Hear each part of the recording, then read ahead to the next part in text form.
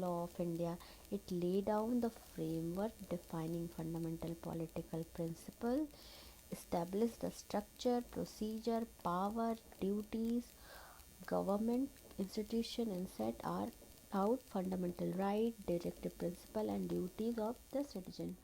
सारे प्रोविज़न, तभी कॉन्स्टिट्यूशन काफ़ी लेंदी हो है क्योंकि सारे प्रिंसिपल, सारी बॉडीज़, यहाँ पार्लियामेंट्री सुप्रीमेसी या फिर जुडिशल सुप्रीमेसी नहीं है, क्योंकि सारे प्रोविजंस, लॉज जो भी हैं वो सब रिटन है। तो और जो भी हमारी स्टेट के बॉडीज़ है, डिवीज़न ऑफ स्टेट में जो भी parliamentary form, state union, supreme court, कोई भी सारी कॉन्स्टिट्यूशनल बॉडीज़ जो अपनी पावर ड्रॉ करती हैं वो कॉन्स्टिट्यूशन से करती हैं, और इसीलिए इंडिया में कॉन्स्टिट्यूशनल सुप्रीमेसी है।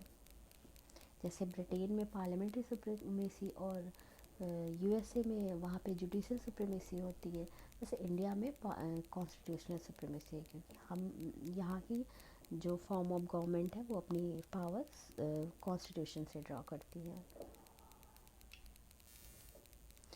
The concept of judicial review in India has been adopted from the Constitution of USA. The concept of judicial review in Indian Constitution has been adopted from the Constitution of United States. Judicial review is the power of the court to examine the action of legislative, executive and administrative arms of the government and to determine whether such actions are consistent with the Constitution. Actions judged inconsistent are declared unconstitutional and therefore null and void. इसमें judicial review क्या है, जब भी कोई law पास होता है तो ये सुप्रीम कोर्ट चेक या हाई कोर्ट चेक करती है उनको कि लॉ जो भी पास हुआ है जुडिशल रिव्यू में वो क्या राइट प्रोसीजर जो भी कॉन्स्टिट्यूशन में मेंशन है उसको फॉलो करती है या नहीं।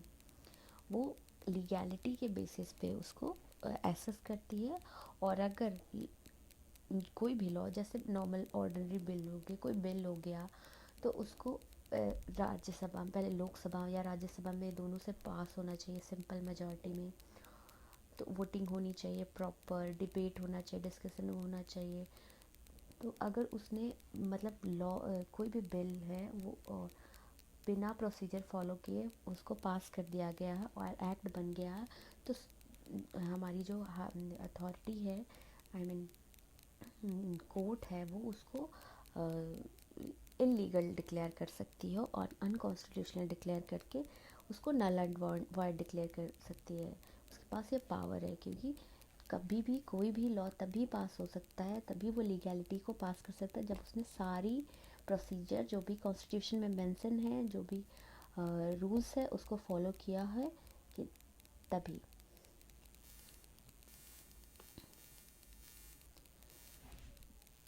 The scope of judicial review is limited in India.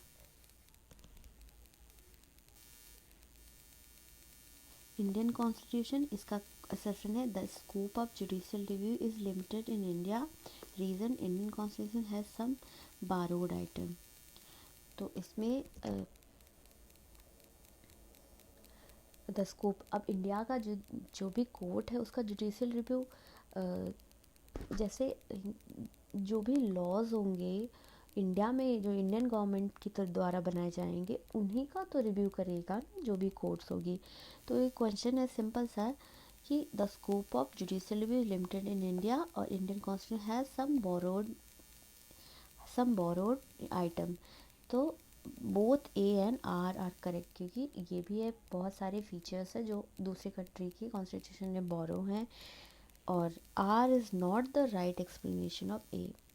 The scope, अब यहाँ पे definition, the scope of judicial review is limited in India as decided in Kesavananda Bharati case, काफ़ी फेमस केस है 1973। The basic structure doctrine from the basics of power of Indian judiciary to review and strike down amendment to the constitution of India. ये जो भी ऊपर explain किया मैंने वही repeat हो रहा है, तो इसमें पॉइंट बी सही है। The feature of federal system of Indian constitution is inspired by the constitution of Canada. The constitution of India is federal in nature. India का constitution federal but with strong union. जो federal हमारा federal system है वो inclined है toward union. Union को state से ज़्यादा power दिया गया है, तो ये जो सिस्टम है वो कनाडा से बारो किया गया है। Indian federalism is based on the pattern of which country? Canada. Indian parliamentary system is different from the British parliamentary system in that India has both real and nominal executive, a system of collective responsibility, bicameral legislature। तो ये भी सही है, दोनों में real and nominal executive है, state state collective responsibility वहाँ पे भी है। लोअर हाउस में बाई कैमरल, वहाँ पे भी दो बॉडी है। द सिस्टम जुडिशियल रिव्यू, तो ब्रिटेन में जुडिशियल रिव्यू का कॉन्सेप्ट नहीं है, वहाँ पार्लियामेंट्री सुप्रीमेसी है। तो the Constitution of India adopted the process of judicial review from the US Constitution, which is not applicable in British parliamentary system, while rest of the options are applicable in both the parliament system. The system of judiciary exists in India and USA. Which of the following characteristic is common between federal system of India and America?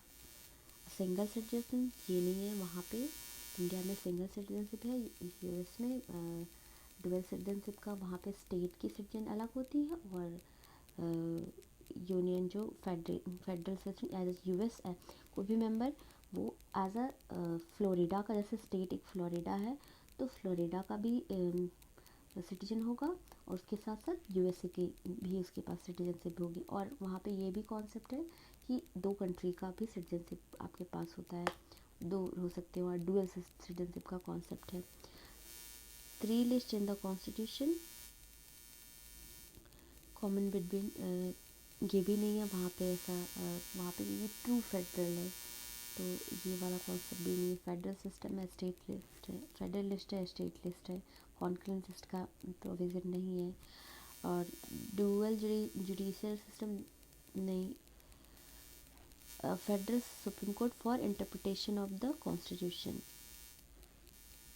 तो यहाँ पे the characteristic of federal court for interpretation of constitution is common in both Indian and American federal system, तो यहाँ पे ये वाला point सही है। Federal structure code for interpretation of constitution, USA में जुडिशियल सुप्रीमेसी है, while in US there is one judicial system at the union level and at the state level. There is absence of 3 lists in the constitution.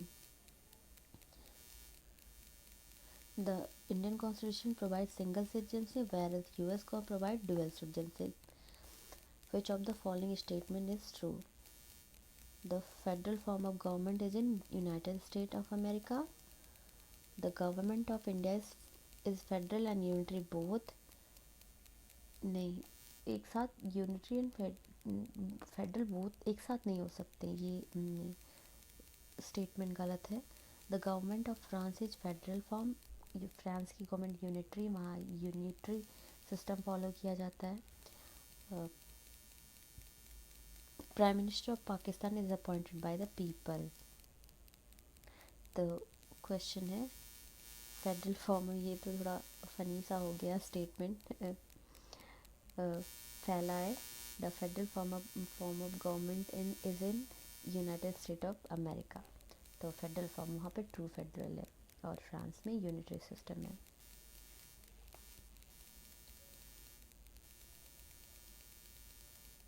Government system of America is federal. The United States of America is a federal republic consisting of 50 states.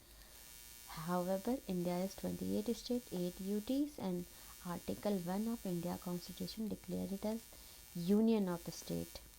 The federal government is one in which there is division of power between central and state government by the Constitution itself, and both operate in their respective jurisdiction independently. Some of the constitution expert called Indian constitution having unitary nature because at the time of emergency it provides a strong center, but the reality is that Indian constitution is of federal nature having some unitary feature.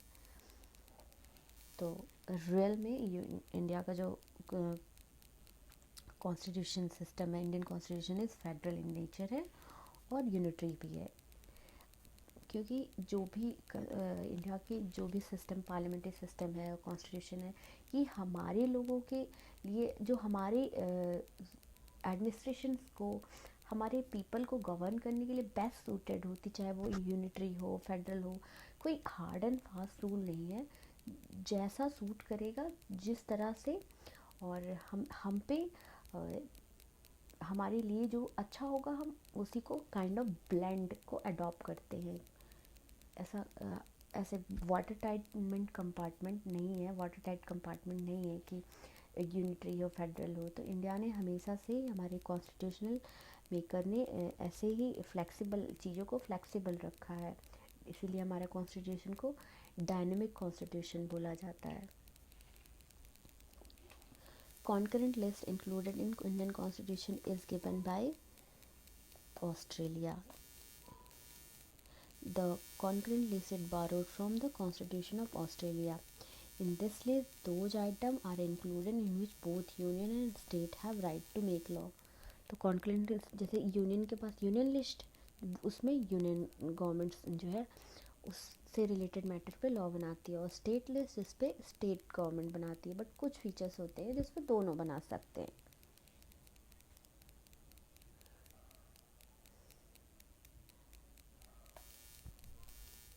जैसे taxes होते हैं, कुछ state के होते हैं, कुछ union के होते हैं, उस टैक्स पे, जैसे इनकम टैक्स यूनियन गवर्नमेंट उस पे लॉज बनाती है, और जैसे एंटरटेनमेंट टैक्स वगैरह हो जाते हैं वो स्टेट गवर्नमेंट बनाती है। जैसे म्यूनसिपल कॉरपोरेशन के टैक्स होते हैं वो स्टेट गवर्नमेंट के होते हैं, बट कुछ रूल्स होते हैं कौन, जैसे एजुकेशन हो गया, एजुकेशन कॉन्करेंट लिस्ट में आता है, उसमें दोनों गवर्नमेंट, चाहे यूनियन गवर्नमेंट भी बना सकती है और स्टेट गवर्नमेंट भी बना सकती है। जैसे हेल्थ हो गया, हेल्थ स्टेट लिस्ट का सब्जेक्ट है। The idea of concurrent list in Indian constitution has been borrowed for Australia. Same question, ये भी रिपीट हो रहा था। The concept of concurrent list in the constitution media was borrowed from, ये भी repeated question है, Australia. The concept of directive principle of state policy in Indian Constitution has been adopted from the Constitution of Ireland. Directive principle of state policy का concept जो Ireland से adopt किया गया है। तो inclusion of directive principle of state policy in the Indian constitution inspired by directive principle given in the constitution of Ireland. तो article part 4 में article 36 से 51 तक directive principle of state policy दी गई है, और जो directive principle of state policy ये हम आगे पढ़ेंगे। इसमें एक्चुअली इसमें लिखा है तो मैं एक्सप्लेन कर दे रही हूँ। वो इन्फोर्सेबल नहीं होता, जैसे फंडामेंटल राइट होती है, अगर आपके फंडामेंटल राइट वायलेट हो रहा है तो आप कोर्ट जा सकते हैं, और कोर्ट ऑर्डर दे सकती है गवर्नमेंट को कि आप जो है इन्फोर्स करा सकती है कि जो है ऐसा नहीं होना चाहिए, आप फॉलो करो, और किसी भी सिटीजन का फंडामेंटल राइट वायलेट नहीं होना चाहिए। बट जब directive principle of state policy है, ये काइंड ऑफ ये इन्फोर्सेबल नहीं होता कि अगर हमारा डायरेक्टिव, जैसे राइट टू वर्क है का, ये डायरेक्टिव की काम करने का अधिकार है, मैटरनिटी लीव का है, या फिर जैसे यूनिफॉर्म सिविल कोड है, कोड, तो ऐसे सब होते हैं, ऐसे सब लॉज हैं। But citizen government supreme court के पास या कोर्ट के पास जाके ये नहीं बोल सकते हैं कि हमारा directive principle of state policy violate हो रहा है और इसे इन्फोर्स कराया जाए, इसको गवर्नमेंट को आदेश दिया जाए कि वो जो है हमारा इस directive principle of state policy को, हमारे लॉ को इम्प्लीमेंट कराएं। तो ऐसा नहीं हो सकता कि जैसे किसी को काम नहीं मिल रहा है तो वो सुप्रीम कोर्ट पे के पास जाके कहे नहीं हमें काम नहीं मिल रहा है, गवर्नमेंट को बोला हमें काम दे, तो इस तरह नहीं हो सकता है। Indian constitution had taken a certain feature of the constitution of other country, which country has contributed to the framing of directive principle of state policy, तो आयरलैंड। ये सेम क्वेश्चन रिपीट हो रहा है यहाँ पे भी। अभी यहाँ पे fundamental right feature of Indian constitution of India borrowed from, तो फंडामेंटल राइट हमने कहाँ से लिया है, यूएसए से लिया है। पार्लियामेंट्री सिस्टम यूके से लिया है। इमरजेंसी प्रोविज़न जर्मनी से लिया है। और directive principle of state policy Ireland से लिया है। तो यहाँ पे हो गया सी में यहाँ पे भी एक्सप्लेन है। इमरजेंसी जर्मनी से, पार्लियामेंट्री ग्रेट ब्रिटेन से, फंडामेंटल यूएसए से, डीपीएसपी आयरलैंड से। अभी यहाँ पे फंडामेंटल के राइट किससे, यूएसए बिल ऑफ राइट से, directive principle of state policy Irish से, कैबिनेट गवर्नमेंट ब्रिटिश, और यूनियन स्टेट रिलेशनशिप कनाडा, तो D option. Same question rule of law, तो रूल ऑफ लॉ किससे लिया गया, इंग्लैंड से लिया गया है। प्रोसीजर एस्टेब्लिश बाय लॉ, किससे लिया, जापान से लिया गया है। Reserve bill by the governor of for president consideration से कॉन्करेंटली ऑस्ट्रेलिया से लिया गया है। और reserving of bill bye governor for the president Canada से लिया गया है, क्योंकि यूनियन स्टेट जो रिलेशनशिप है वो बोरो किया गया कनाडा से, तो उसमें ये प्रोविज़न भी है कि बिल रिजर्व करना for the consideration of president, ये भी पार्ट कनाडा से बोरो किया गया है। Directive principle of state policy, directive principle of state policy Ireland से, फंडामेंटल राइट यूएसए से, concurrently for union state concurrently Australia से, India as a union of state with greater power of union, ये Canada से। भी same question repeat हो रहा है इधर। हाँ, concept of fundamental duty has been taken from Russia, तो the concept of fundamental duty is inspired from the Russian constitution and was added in our constitution by 42nd constitutional amendment 1976. The recommendation for the fundamental duty was made by Swan Singh committee. The constitution of India has become the longest one, and the chapter on fundamental right has been borrowed from the model of American constitution. ये दोनों सही है, but दोनों explanation नहीं है यहाँ पे। B देखो, ऑप्शन बी है कि both A and true but R is not the correct explanation of A. The concept of fundamental right as incorporated in Indian constitution has been adopted from USA. The idea of fundamental right, America. Who was the first nominated deputy chairman of the Constitution Assembly is Frank Anthony. Frank Anthony was the first nominated deputy chairman of Constitution Assembly. He established All India Anglo-Indian Association in 1942. He served as nominated member of Lok Sabha for 7 terms between 1950 and 1920. तो important नाम है Frank Anthony, ये थे deputy chairman of the constitution assembly. The tradition of written constitution began from which of the following country, तो ये America, first written constitution America का है। Among the following given name whose portfolio in the first cabinet of India was different from his portfolio in the interim government. तो अब जगजीवन राम, इसमें जगजीवन, अब इसको पहले मैच कराना है, तो